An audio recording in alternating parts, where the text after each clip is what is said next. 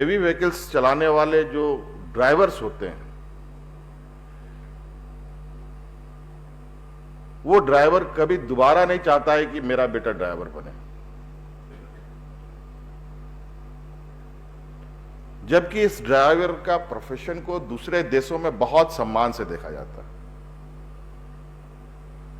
लेकिन हमारे इस देश के अंदर इस प्रोफेशन को बहुत अच्छे नजरों से देखा जाता है, मैं नहीं कह सकता। हमें इस विषय पर भी काम करना चाहिए और इस तरीके से हमारी पॉलिसीज भी बने कि ये जो हेवी व्हीकल्स चलाने वाले जो ऑपरेटर्स हैं, उनके परिवार को, उनको भी सम्मान मिले। नहीं तो आने वाला समय में हेवी व्हीकल्स चलाने वाले ड्राइवर नहीं मिलेंगे।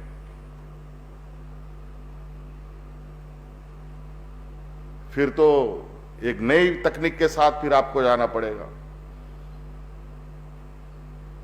बिना ड्राइवर की गाड़ी अब जो बन रहे हैं, अब उस ट्रकों में लगाना पड़ेगा।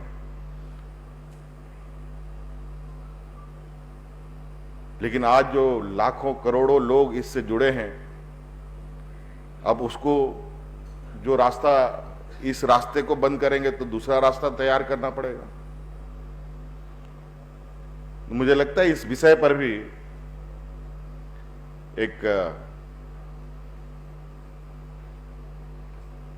ऐसे जो उद्योग जो इन सब गाड़ियों का उत्पादन करते हैं, ऐसी संस्थाएं जो इन गाड़ियों का उपयोग करते हैं, उनके साथ मिलकर चर्चा प्रारंभ करना चाहिए। इसको भी एक अभिन्न अंग के रूप में मान के चले, ताकि एक समावेशी विकास का जो एक हर सरकार की परिकल्पना होती है, वो मजबूती से आगे बढ़े। विकास के जो पैमाने हैं, उस विकास के पैमाने को हम पूरे संतुलित के साथ, पर्यावरण के साथ संतुलन बनाते हुए आगे बढ़ रहे हैं।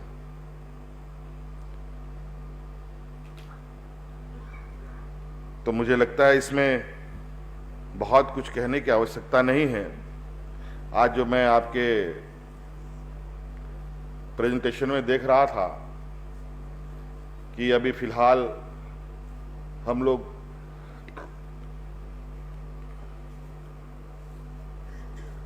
हेवी व्हीकल्स में इसका उपयोग करेंगे, धीरे धीरे इसके दायरे भी बढ़ेंगे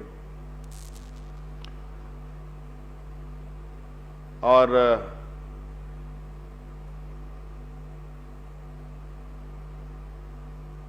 मैं एक चीज इस मंच से कहना चाहूंगा, क्योंकि आज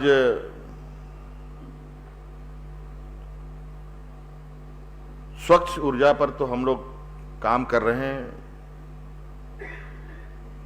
हाइड्रोजन से चलने वाले अब हम इंजन बनाकर बड़े वाहनों को चलाएंगे, कल को छोटे वाहन भी चलेंगे। लेकिन देखिए, ग्रीन एनर्जी को लेकर के जो चर्चाएं और गोष्ठियां होती हैं, इस विषय पर टाटा मोटर्स और टाटा कमिंग्स और झारखंड सरकार उद्योग विभाग ने देश में पहली बार एक ऐसा कदम बढ़ाया है जहां हाइड्रोजन से अब गाड़ियाँ और उसका निर्माण हमारे झारखंड में होगा और झारखंड के साथ साथ पूरे देश के विभिन्न हिस्सों में इसका इस्तेमाल किया जाएगा। तो निश्चित रूप से जो